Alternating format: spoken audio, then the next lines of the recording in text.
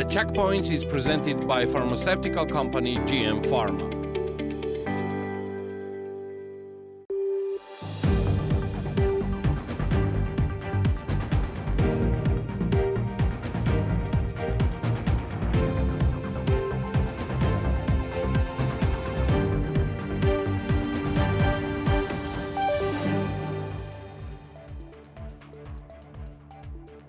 In February 2025, Georgia's annual inflation rate reached 2.4%, according to a report by Geostat. The biggest contributor to price increases was a 3.7% rise in food prices. Additionally, healthcare costs and prices in the alcoholic beverages and tobacco category also increased. Statistically, this is the highest inflation rate Georgia has seen since the spring of 2023.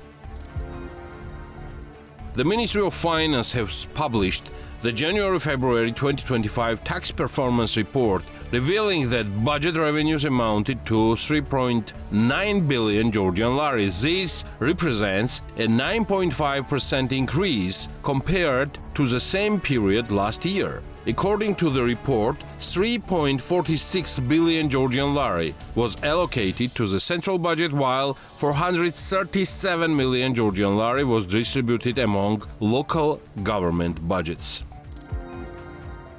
The Ministry of Finance is working on implementing the Estonian model for property tax. The ministry confirmed this to BMG, but did not specify when the legislative changes will be ready. The Estonian property tax model primarily taxes land value rather than the value of buildings or other investments on the land. The proposed changes will need approval from the ruling Georgian Dream government before being reviewed and passed by the Georgian parliament. The government has increased disaster relief funding ninefold and expanded the list of municipalities eligible for support. According to Government Decree number 383 issued on February 28, the Ministry of Finance will allocate 58 million Georgian lari from the Regional Development Fund to 37 municipalities. Any unused funds must be redirected to other disaster recovery initiatives. With budgetary needs in mind, the National Bank of Georgia has revised the regulations on financial penalties for commercial banks and their administrator. The changes outlined in a decree by MBG President Natia Turnava and published in the Legislative Herald significantly increased the upper limit for fines, previously capped at 0.1% of a bank's supervisory capital. The new maximum penalty is now set at 1%. In February 2025, Georgia's official international reserves decreased by $202 million, reaching $4.23 billion, according to the National Bank of Georgia. On an annual basis, the country's international reserves have declined by $512 million, or 11%. Galton Tagar Securities is considering revising its 2025 economic growth forecast upward. According to the investment bank's monthly review, strong growth in January has prompted a reassessment of its baseline projection of 5% GDP growth for the year. A final decision will be made after preliminary February data is analyzed. On March 2nd, businessman Georgi Bachiashvili has left Georgia, crossing the Armenian state border. On March 6th, the prosecutor office charged an individual who allegedly assisted Bachiashvili in crossing the border. Meanwhile, a court replaced Bachiashvili's bail conditions with pretrial detention. The prosecutor office also plans to transfer his frozen assets to the Enforcement Bureau for execution. Additionally, they have requested Interpol to issue a red notice for Bachiashvili. A $60 million investment will fund the construction of five-star multifunctional balneological complex under the Windham Grand brand in Borjomi. The Windham Grand Borjomi project is being developed by a New City Development and APCO in collaboration with Windham Hotels and Resorts and Ambridge Hospitality, a global leader in hotel management. This is The Checkpoints. I'm Elena Guangelashvili, author and the host of the show, and the Checkpoints team is ready to sum up business and economics week for you. For a new program to be put in place, first there needs to be a request from the authorities to the IMF, explained Andrew Jewell, the IMF's resident representative in Georgia, to BMG. After that, the request would need to be considered by the IMF staff and management, as would be the case with any other country, and eventually approved by the IMF's executive board. The IMF continues to monitor Georgia and its framework for macroeconomic stability. Article 4 consultations and staff visits are ongoing for Georgia, even though the standby program has been suspended and it is set to expire in June. The IMF-supported program originally included a 3-year standby arrangement with a loan of $289 million. After the completion of the first tranche of $40 million USD, Georgia was due to receive the second tranche in 2023, but the IMF postponed the submission and board approval of the second review of Georgia's standby arrangement, SBA, stating that the delay in board approval was partly due to disagreement over a change in the NBG's management structure. The changes went through after Parliament expedited the adoption of the draft amendments to the organic law on the National Bank of Georgia, NBG, on February 9, 2023. However, President Salome Zurabishvili vetoed the amendments on February 23rd, citing concerns that they might undermine the bank's independence. On June 20, the Parliament overrode the President's veto and approved the amendments. Consequently, Natia Turnava was elected the first Vice President of the National Bank of Georgia by the NBG's Board of Directors on June 22, 2023.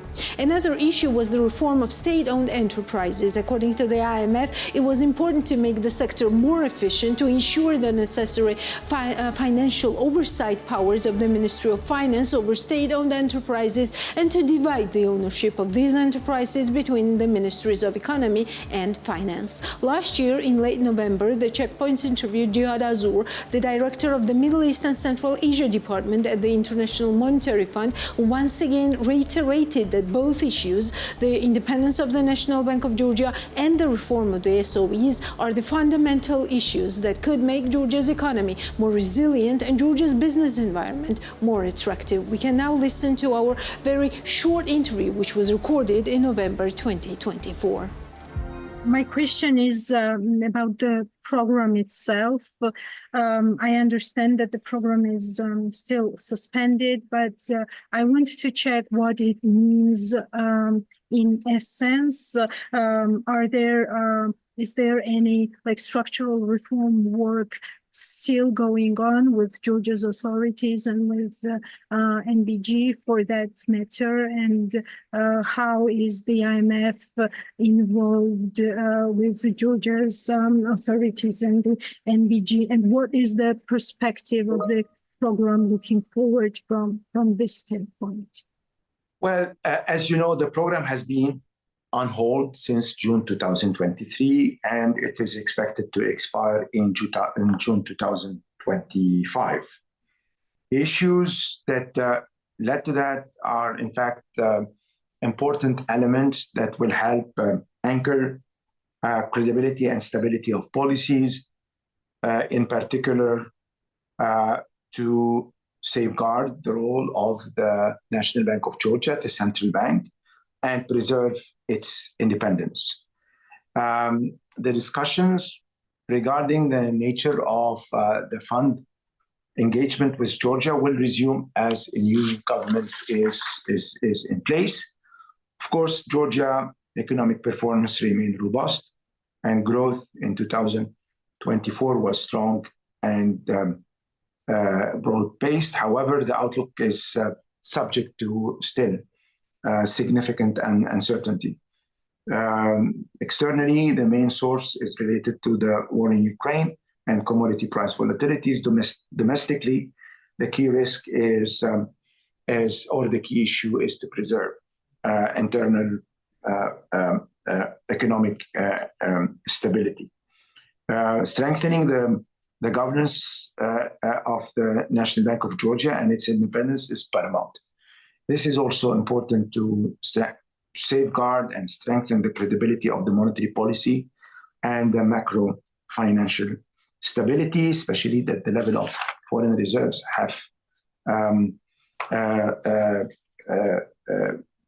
remain lower than desired, and that because it fall below the IMF adequacy metric. Therefore, rebuilding this level of reserves of foreign currencies as market conditions allow, limiting the interventions in the forex market will help avoid any disorderly market conditions.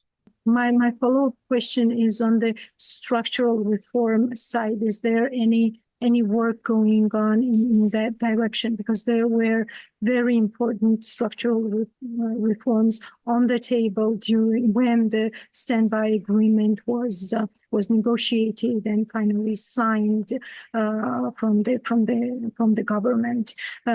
So is there any oversight work or any work going on in that direction? Well, Eleni, the fund is providing technical assistance to the authorities in Georgia to help them implement some of the key reforms. The one that you are referring to is the reform of the SOEs. And this was one of the issues that has led to the suspension of the program.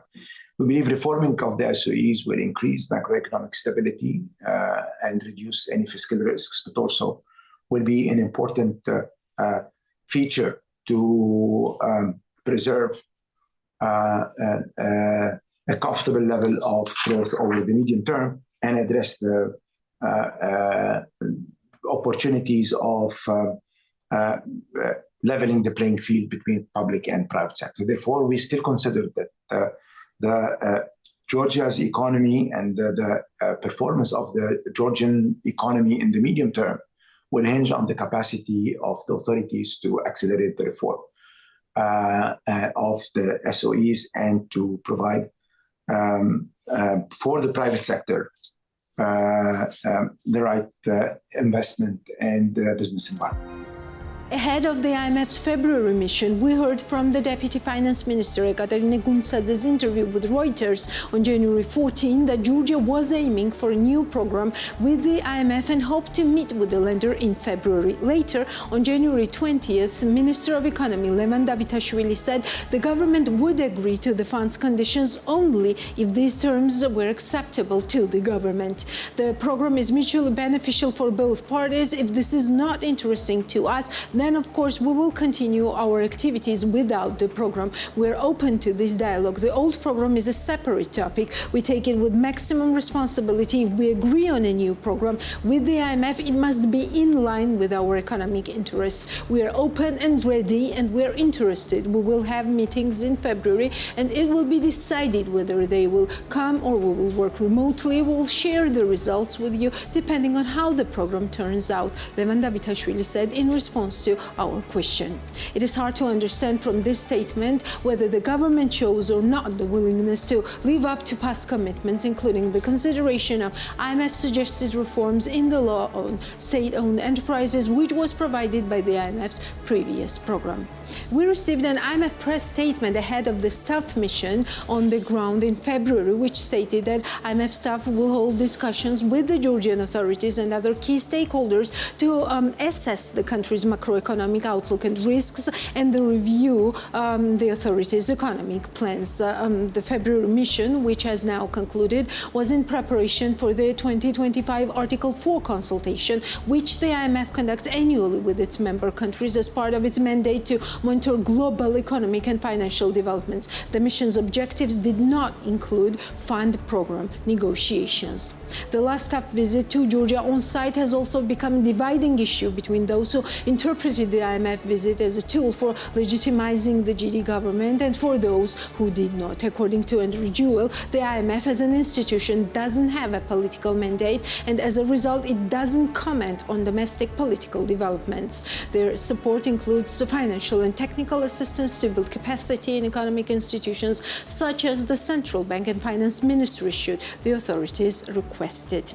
It seems the new threshold for Georgia-IMF relations is June 2025, when the current standby program finally expires. After that, hopefully, the IMF will again be open for in-depth interviews, as it has always been.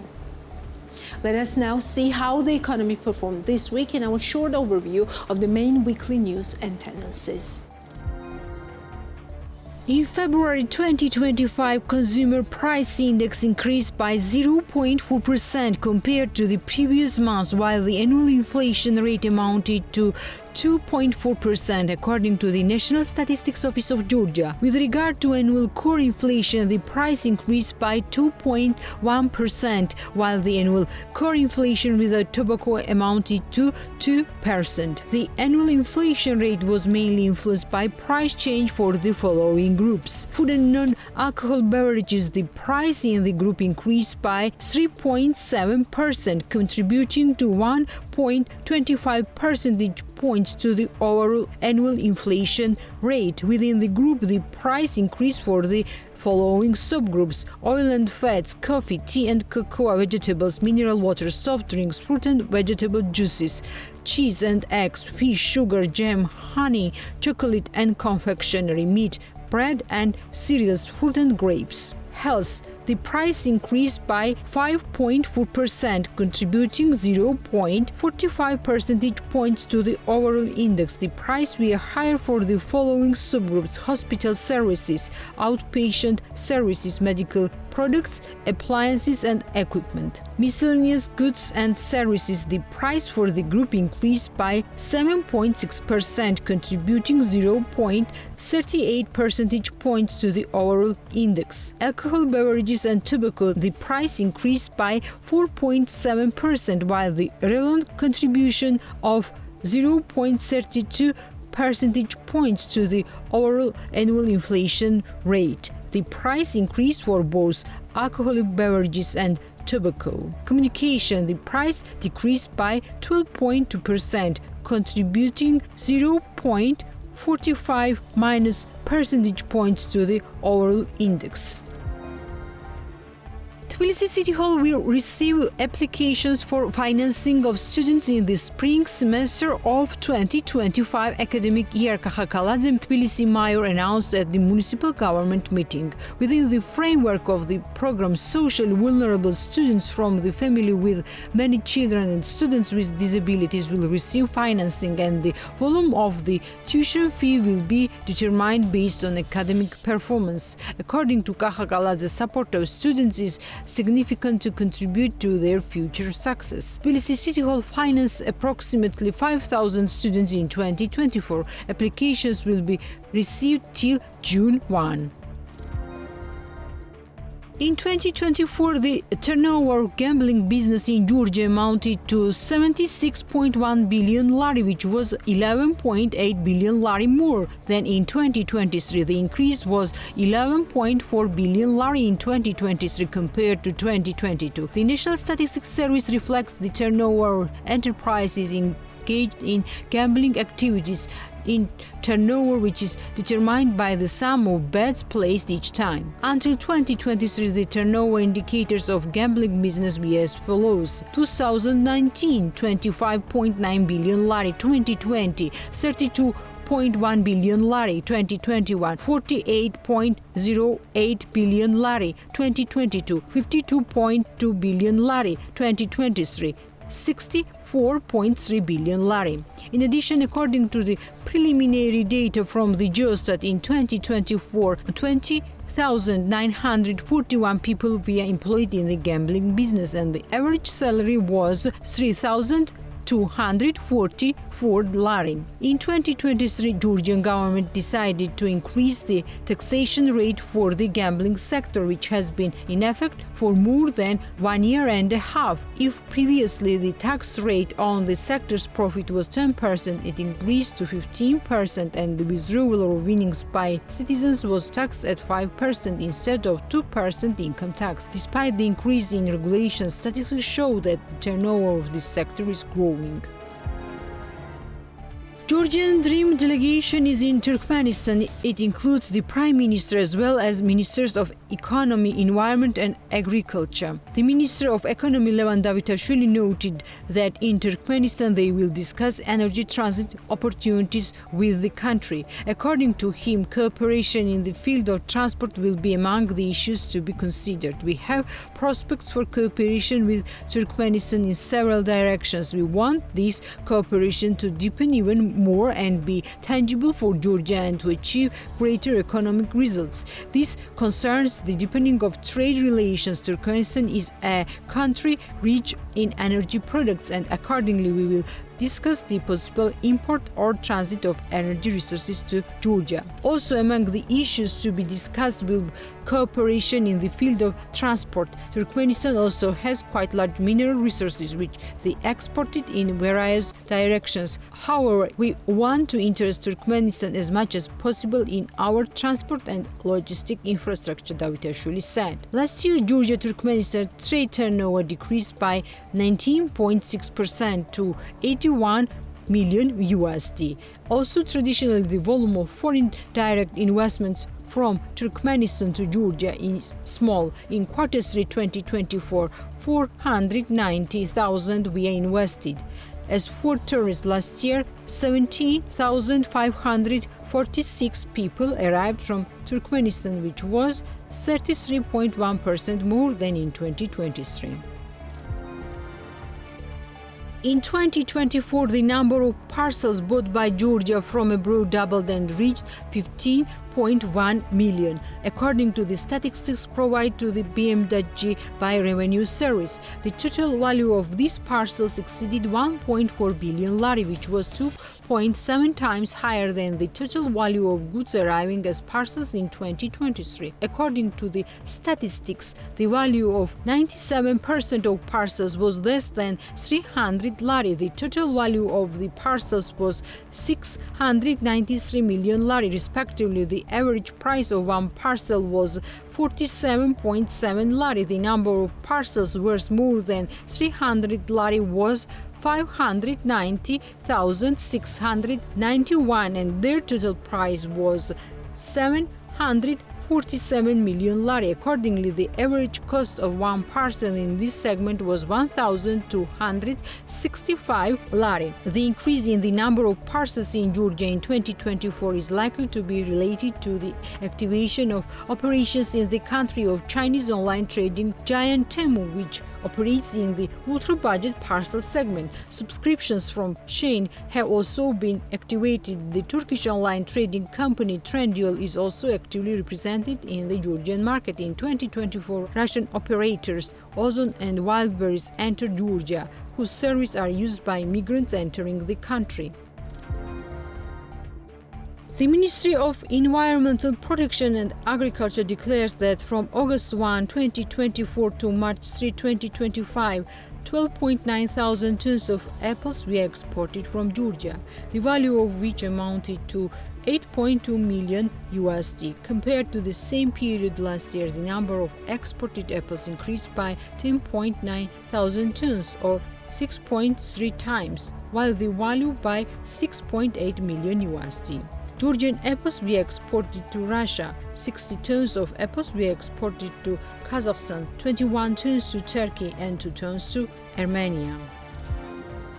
The National Bank of Georgia has increased the maximum possible fine for commercial banks that fail to comply or inadequately comply with legislative and regulatory requirements. The amendment, based on an analysis of best international practices, including those of Europe, was introduced by decree of the NBG governor and incorporated into the regulation on determining and imposing fines on commercial banks and their administrators. Under the amendment, the maximum fine has been raised from 0.1 to 1% 1% of a bank's regulatory capital. As per current practice, the fine amount will be determined based on the severity of the violation, the damage caused to the bank's assets, and or the potential risk posed by the infraction. The application of appropriate supervisory measures and sanctions such as fines for non-compliance or inadequate compliance with legislation, including regulatory requirements by supervised entities, follows best practices established and proven in developed and leading countries worldwide. According to these practices, fines imposed by a regulatory body for specific violations should be effective, proportionate, and serve a preventive purpose. To achieve this, fines must be set in proportion to both the severity of the violation and the size and level of development of the supervised entity. The Georgian banking sector is experiencing significant growth, as evidenced by key indicators. Given this rapid development, it has been deemed appropriate to increase the maximum monetary fine stipulated in the regulatory framework for certain violations. Notably, an analysis of fine practices and average amounts applied in the European Union and other developed countries, including the United Kingdom and the United States, reveals that both the fixed and maximum possible fines set by the National Bank of Georgia are lower than those in other countries, such as NBG's analysis on the issue. It is with great sadness and an unyielding sense of injustice that I announce my forced departure from Georgia. Giorgi Bachiashvili, the former head of Bidzina Ivanishvili's co-investment fund and currently involved in a legal dispute with Ivanishvili, published a post under this title on his personal Facebook page on March 4th. Later, the same day, Bachiashvili appeared on TV Pirveli and stated that to leave the country, he had used the holes in the system, including people. The system is actually shaky. It is not working. There are too many holes, and the people in it are not motivated to do their job well, Giorgi Bachiashvili said. His statement was followed by a question from the host. So they helped you from the system? Do you mean the Ministry of Internal Affairs in the system? Did they help you cross the border? To which Bachiashvili replied, I use the holes in the system, including people. According to him, he really cannot give more details. He criticized the country's governance system and said that there is no order in the system. Neither border guards nor police officers nor anyone else can work effectively. According to him, his family members are currently in Europe. Giorgi Bachiashvili did not specify which country he is in after leaving Georgia. According to Mikhail Sadradze, the prosecutor in Giorgi Bachiashvili's case, Bachiashvili has had his passport confiscated and was prohibited from leaving the border, but the factual situation is what it is. The issue needs to be studied and investigation will be launched. End of the quote, Sadradze concluded. The former head of the co-investment fund, Giorgi Bachiashvili, crossed Georgia's border on March 2nd, bypassing the border checkpoint using a special hiding place in a car in the direction of Armenia, read the statement of the Ministry of Internal Affairs on March 5th. According to the MIA, Giorgi Bachiashvili presented a passport confirming his citizenship of the Russian Federation at the Armenian border. The MIA keeps on with relevant investigative activities to identify and arrest accomplices of the crime, on which the ministry will regularly update society. Giorgi Bachiashvili has been charged with illegally crossing the state border, reads the MIA statement. Pre-trial detention has been ordered for former Director General of the Co-Investment Fund, Giorgi Bachiashvili, in absentia. The decision was made by Tbilisi City Court Judge David Kurtanidze. As prosecutor Ani Khakhanashvili explained, Bachiashvili illegally crossed the Georgian border and left Armenia with a Russian passport. According to Khakhanashvili, there are both factual and formal grounds for using detention as a preventive measure against Bachiashvili. According to the prosecutor, there are threats of the accused absconding, obstructing the collection of evidence and committing new crimes. As Khakhanashvili noted, Bachiashvili was granted bail in 2 cases, but he violated the bail conditions and committed a new crime. According to the prosecutor, the persons in criminal connection with Bachiashvili need to be identified. The lawyer did not agree with the prosecution's motion. As Levan Makharashvili noted, Bachiashvili should have remained without a preventive measure. The judge granted the prosecution's motion. The former general director of the Co-Investment Fund Bidzina Ivanishvili, who is accused of misappropriating cryptocurrency belonging to the founder of Georgian Dream, has been sentenced to pre-trial detention. The decision was made by Tbilisi City Court Judge Georgi Gelashvili at today's hearing. The prosecutor requested the replacement of the previously imposed $2.5 million lari bail with imprisonment for Bachiashvili. According to the prosecutor of the case, Mikhail Sadradze, Georgi Bachiashvili allegedly left the Georgian state border illegally on March the 2nd. Sadradze stated that Bachiashvili had been deprived of his passport and ID and was prohibited from crossing the border without notifying the relevant authority. The prosecutor argued that the accused violated the conditions of his bail and broke the law, justifying the need for stricter preventive measures. As for Bachiashvili's seized real estate and movable property, the prosecutor stated that due to the bail violation, the enforcement authority should proceed with confiscating the property to recover the bail amount. The defense did not agree with the motion to change the pretrial measure. Bachiashvili's lawyer, Levan Makharashvili, explained that the accused had already been sentenced to imprisonment for illegal border crossing and that imposing another pretrial detention was not legally justified. However, Judge Georgi Gelashvili granted the prosecution's motion. As a result, Bachiashvili's bail was replaced with detention. Since the bail had been secured with real estate, the court ruled that the property owned by the defendant and Alexander Bachiashvili would be seized to cover $2.5 million lari bail. For reference, the charges against Georgi Bachiashvili relate to an incident from 2017. According to the prosecution, Bachiashvili handed over only $536,900 to an investor instead of the full profit from the investment, while unlawfully appropriating 8,986 bitcoins that belonged to the investor, Bidzina Ivanishvili. At the time of misappropriation, these bitcoins were valued at approximately 43 million USD. Bachiashvili denies the charges. He was initially granted a bail of $2.5 million lari with additional restrictive measures. The offense carries a prison sentence of 9 to 12 years. Additionally, Bachiashvili faces charges in two other cases, the Mtkwari HPP case and illegal border crossing. Regarding the Mtkwari HPP case, he has been charged under Article 220, Part 2 of the Georgian Criminal Code, which concerns failure or improper performance of official duties by a person with special authority leading to severe consequences. This offense carries a prison sentence to 2 to 5 years. Bachiashvili has also been charged with illegally crossing the Georgian state border, for which he has already been sentenced to pre-trial detention. What was new in business this week? On to Natia Taktakishvili. Hotel Chateau Mere is still on sale. Gia Piradashvili, the founder of Chateau Mere, declares that he has not changed his mind about selling the hotel, and he has been waiting for a suitable offer since 2023. According to him, the crisis in the sector is intensifying, while the sector finds it difficult to cope with it. It's a very difficult time for the hospitality sector. This includes both hotel and restaurant businesses, not only in Tbilisi but also in the region. We're maintaining the business is very difficult.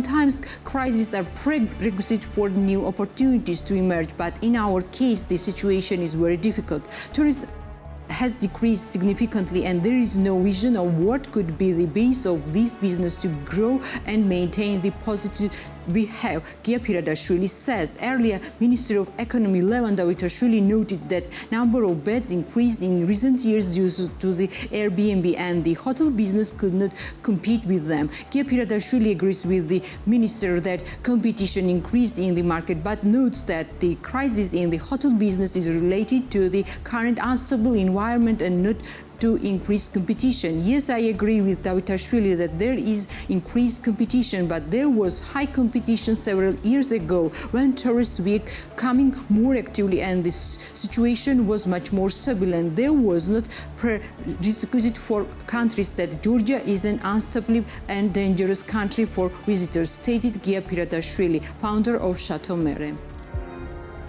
The National Bank of Georgia simplified mortgage lending regulations to simulate the real estate market. According to some representatives of the real estate sector, easing lending regulations will have a positive impact on the market. However, it's unlikely that this mechanism will significantly apartment sales. As the general director of Aversi told BMWG, simplifying regulations will make it easier for consumers to obtain mortgage loans in some cases. However, it's unlikely to have a significant effect on apartment sales. We need to observe what impact the easing of this regulation will have on the market, as we are not in a standard situation today. Interest rates on mortgage loans have already increased and demand for real estate has decreased. Under these conditions, it's important to see how much the easing of this regulation counterbalances our conditions. Demand and activity in the real estate market have decreased, but not dramatically. Easing regulations on mortgage loans will of course simplify procedures. However, this is not the same kind of mechanism as the subsidy program during the pandemic, when the people bought the real estate based on the subsidy, stated Beso Ortoidze. The rental of cottage at Wellness Resort Bioli has become cheaper. The company's founder, Tamas Chedlidze, explains that he had to reduce prices due to the decrease in the number of foreign visitors. According to Tamas Chedlidze, their financial indicators were negative due to low occupancy rate after November. In general, wellness is a field that interests high-income individuals. These are people who have everything in life, know the value of health, and travel to resorts to various countries to improve their health resources, noted Tamas Chedlidze. Due to the decline in foreign tourist flow, the founder of Bioli had to reduce prices. The businessman hopes that the situation will improve. We had to revise our pricing policy. In fact, that there are fewer foreigners, more Georgians come up. For Georgians, the concept of wellness means smoking cigarette in fresh air. We don't have the culture yet, therefore the price should be appropriate. If in summer a cottage costs $400 now it now costs $150. Even that price is not high for foreigners. We had fewer foreign visitors, but hopefully sooner or later over the years the situation will stabilize and everything will improve, Tamas Chedlidze explained. Restaurant Sopiko will open on March 15. The restaurant's co-founder Irakli Kakhidze told BMWG it's worth noting that the tourist facility was closed for some time due to the renovation works and will start operating actively from mid-March. We planned to open the restaurant earlier, but for certain reasons it was delayed until March 15. It's also getting warm, so we are opening the restaurant in hope of a better future because the situation in the country has not stabilized yet. There are many companies, including five-star hotels, that cannot pay salaries. Hotels are in great difficulty, Irakli Kakhidze said. Zurab Eristavi, managing partner of the company Rentals, declares that more hotels are sold in recent times due to the unstable environment and reduced tourist flows, as the business can no longer cope with it. According to him, the demand for converting hotels into office space has grown, which to some extent indicates that the business is looking for a direction that will be less loss-making. I can confirm that mostly family-type hotels are sold in Tbilisi as well as in the regions, especially in Kakheti. The reason for all this is probably that the number of guests has decreased. These are also questions about transforming hotels into offices in Tbilisi. The reason for this is probably that the hotel is not working. The business finds it difficult to cover high expenditures, so they think of finding an alternative function for their property. Hotel owners started converting a hotel into office space, which is a very difficult process. We have talked about this with various owners many times because in this case, every room has its own sanitary facility. There is a loss of space. No one needs 40 rooms with 40 sanitary facilities. Accordingly, a person will find the same space much more cheaper. As for capital expenditures, converting a hotel into an office is a very large expense, noted Zurab Eristavi, managing partner of Rentals. Tamar Kvaratskhelia, founder of the honey-producing company Ruhi Queen, declares that the company switched to a survival mode due to the reduced exports and financial crisis. As she notes, like other companies, they had to adjust prices in order to maintain production. Honey exports have decreased significantly. We exported a very small amount, over half a ton of honey in 2024. This was also for a specific exhibition, explained Tamar Kvaratskhelia. According to her, Georgia cannot compete with other honey-producing countries due to the price. However, the niche of Georgian honey is quality. So producers hope that the market will be focused on the product quality and exports will increase. We cannot compete with international markets in terms of price, and it's a sad reality that we will not be able to do so for a long time. At this stage, we have high quality honey which we must maintain, and I think that in the future European and Eastern countries will also understand that price is not decisive and quality is much more important. Accordingly, we hope that export volume will increase, noted the founder of Ruhi Queen. Gotsiriza winery will sell its products in Berlin from spring. Andro Gotsiriza, the founder of the family-owned small wine cellar, spoke about this with BMDG. According to him, the Berlin market is an important experience for the company, which provides an opportunity for both entering the German market and establishing direct contacts. We are pleased that our wine will be sold in Berlin from spring in the third chain of 8,000 vintages. Initially, we are talking about small quantities, but we hope it will earn demand. Entering this market creates a great opportunity to establish direct contact in the Berlin market. It will likely to be sold in the medium price segment. Additionally, we are in negotiations with France and also interested in the US market. However, this comes with its own bureaucracy and standards, Gotsiriza said. According to the winery founder, the niche for Georgian wine should be quality instead of mass production, as the country cannot surpass other countries in quality.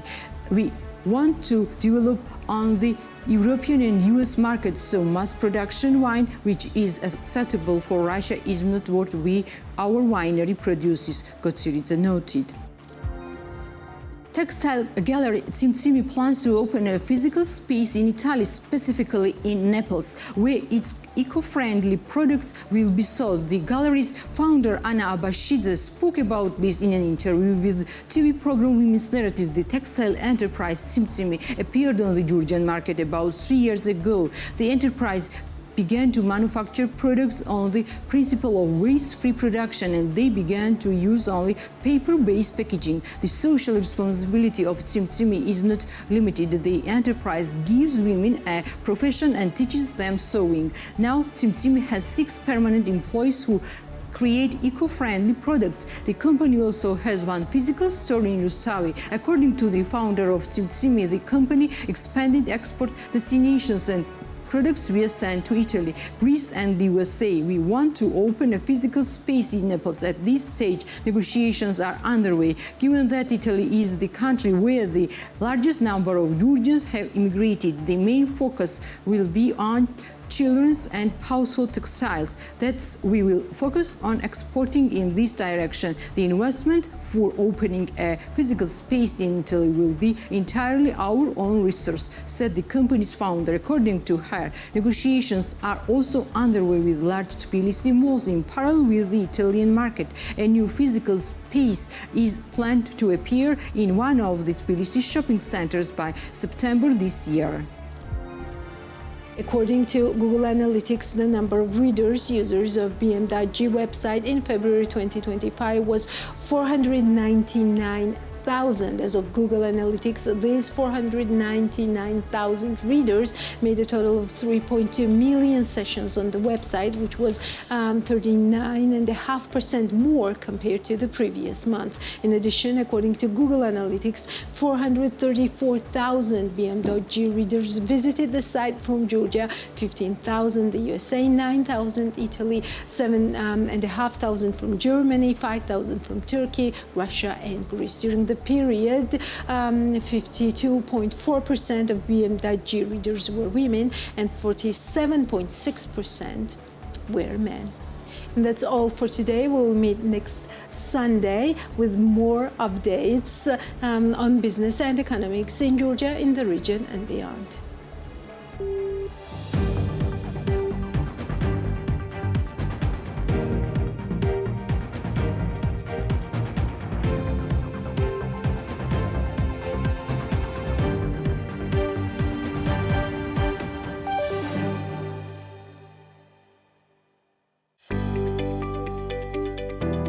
The Checkpoints is presented by pharmaceutical company GM Pharma.